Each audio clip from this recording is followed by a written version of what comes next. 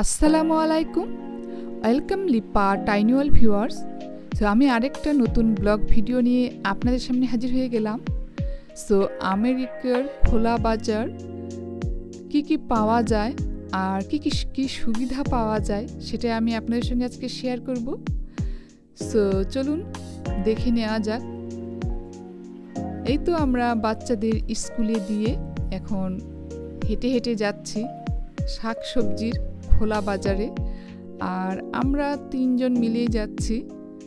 So এই যে কারগুলো রাস্তার সাইডে পার্ক করা আছে, তো যারা আমরা অ্যাপার্টমেন্ট বিল্ডিংয়ে থাকি, সো সেখানে কোনো পার্কিং লটের অ্যাকচুয়ালি কোনো সুযোগ নেই, তাই রাস্তার সাইডে এভাবে করে কার্স পার্কিং করা হয়। ক্লিনিংয়ের সময় আবার এই কারগুলোকে সরিয়ে ফেলতে হয়। সো এখানে আবার সাইনবোর্ড দেওয়া আছে যে কোন ডেতে ক্লিনিং থাকে, কয়টা থেকে কয়টা পর্যন্ত। সো এটা একটা সুবিধা আছে। আবার ক্লিনিং হয়ে গেলে কারগুলোকে ঠিক এভাবে করে আবার পার্কিং করে রাখা যায়। এখন মর্নিং টাইম, তাই অনেক দোকানপাট ওপেন হয় নাই। সো আমরা এই তো হাঁটতে হাঁটতে অনেক দূরেই চলে আসলাম, মানে এই খোলা বাজারের কাছাকাছি আমরা চলে আসলাম। তো এখানে আসতে আমাদের টাইম লাগলো প্রায় 10 থেকে 12 মিনিট। এই তো মানুষ সবাই এখন বিজি হয়ে গেল। সো যাই হোক, কাজ তো কাজেই, বাসাতেও কাজ থাকে, বাইরেও কাজ থাকে, সব কাজেই কাজ, ছোট হোক। এখানে আবার পার্ক আছে, তো পার্কের সাইডেই হচ্ছে এই খোলা বাজারটা।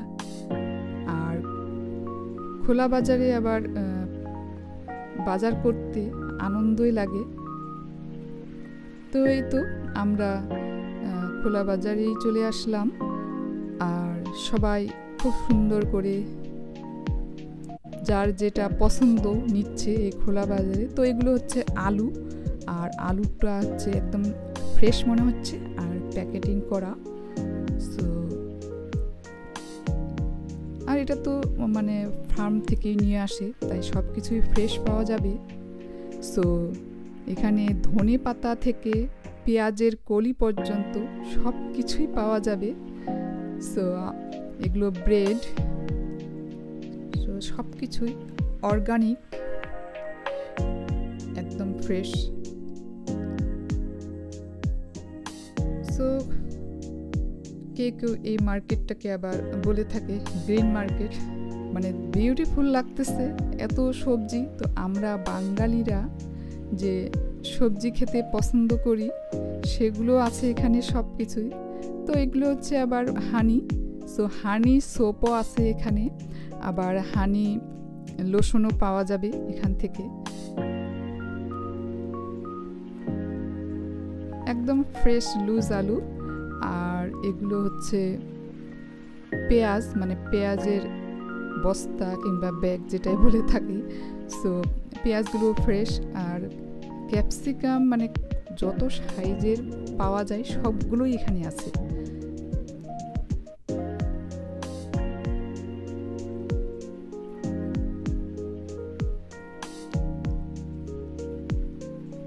সো এখানে উনি আমাদেরকে বলল যে এখান থেকে টিকিট নিলে কিছু খরচ করা যাবে। তো আমরা বুঝতে পারিনি, পরে ওনার কাছেই শুনলাম ইবিটি কার্ড যদি থাকে তাহলে মানে এখান থেকে টিকিট নিয়ে খরচ করা যাবে আর কি। তো আমি আপনাদের সুবিধার জন্য কথাটা উল্লেখ করলাম। সো ইবিটি কার্ড কারো থেকে থাকে তাহলে আপনারা এখান থেকে টিকিট নিয়ে মানে খরচ করতে পারবেন। সো যাই হোক, আমরা এই তো ঘুরে ঘুরে দেখতেছি আর উপভোগ করতেছি, আর সেটাই আপনাদের সঙ্গে শেয়ার করতেছি। আশা করি আপনারাও উপভোগ করতেছেন। মানে সব কিছুই আছে এই খোলা বাজারে, তাও আবার ফ্রেশ।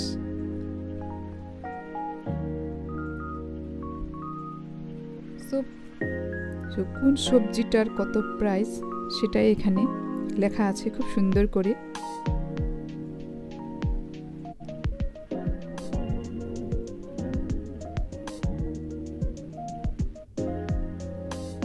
তবে একটা জিনিস হচ্ছে যে আমরা মহিলারাই বেশি এসেছি এই খোলা বাজারে। মানে তার কারণ হলো সকালবেলায় স্কুলে দিয়ে বাচ্চাদেরকে সবাই এখানে মানে চলে এসেছি এই খোলা বাজারে। এগুলো হচ্ছে পার্পল ব্রোকলি, মানে পার্পল কালারের আর কি, আর গ্রিন কালারের ব্রোকলি। তো আমরা তো সাধারণত গ্রিন কালারের ব্রোকলিটাই খেয়ে থাকি। আর এই যে পেঁয়াজের কলিগুলো আর সব মানে সবজিগুলোই এত বড় বড় সাইজের। সো মিষ্টি কুমড়া থেকে মানে গ্রিন মিষ্টি কুমড়া সব কিছুই আছে। সো এই যে এখান থেকে টিকিটটা মানে নিতে হবে, নিয়ে তারপরে খরচ করতে পারবেন